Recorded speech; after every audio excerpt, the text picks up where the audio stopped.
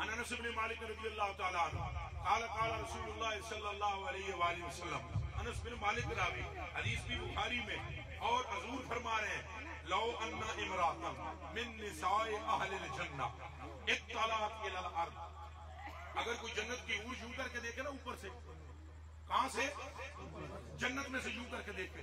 حضور نے فرمایا لدات ما بینہما، لدات ما بینہما ولملات ما بینہما ریحا ولنسوبها خیر من الدنیا وما فیہا، او کما قال رواہ البخاری و مسلم، متفق علیہ روایت۔ حضور نے فرمایا جی حور تو ہنج کر کے تکے تو زمین و آسمان روشنی نال بھرے جان، کدے نال بھرے جان؟ ادھر اونچا بولیو، روشنی نال، کدے نال بھرے جان؟ روشنی نال۔ اللہ اللہ اللہ اللہ، زمین و آسمان روشنی سے اگر حور دیکھے تو بھر جائے جان کے، اور پھر فرمایا ولا نصیب ہوا، اور جو اس کے سر کا دوپٹہ ہے، ولا نصیب ہوا،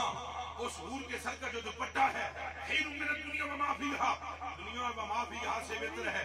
یہ ہے جنت۔ اور سننا اگر ایک اور روایت بھی سن لو، ترمذی کی بھی لگے ہاتھوں سن لو، عن سعد بن ابی وقاص رضی اللہ تعالی عنہ قال قال رسول اللہ صلی اللہ علیہ وآلہ وسلم لو ان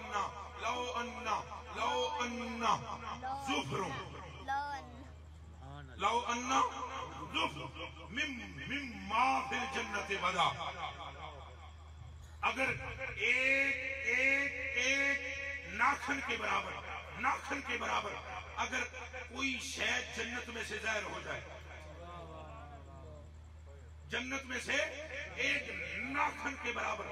ظاہر ہو جائے، ایک ناخن کے برابر اگر کوئی شے ظاہر ہو جائے، تو حضور علیہ السلام نے فرمایا اس ایک ناخن کے برابر ظاہر ہونے سے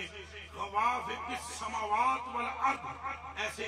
زمین و آسمان کے اطراف و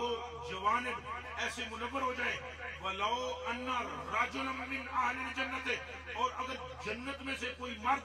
اطلع جانکے وَبَدَا أَصَابِرُهُ، اور اس کا کنگن ظاہر ہو جائے، کنگن لَتَّمَسَ زُوْهُ زُوْءَ الشَّمْسِ، اس کے کنگن کی چمک سورج کی روشنی کو بجھا کے خاک کر دے۔ اب سن لیا تم نے کہ اگر جنت میں سے کوئی ناخن برابر شے ظاہر ہو تو پھر سورج کی روشنی پھیکی پڑ جائے، چاندنی پھیکی پڑ جائے، اور زمین و آسمان منور ہو جائے۔ اب ٹھہرے رہنا، یہ وہ جنت ہے کہ جس کی ناخن برابر چیز ظاہر ہو تو زمین و آسمان روشن ہو جائے۔ اب سنیے حدیث، حضور نے فرمایا، اپنے ابن عباس راوی ہیں، فرمایا جب میں جنت میں دخلت فی الجنہ،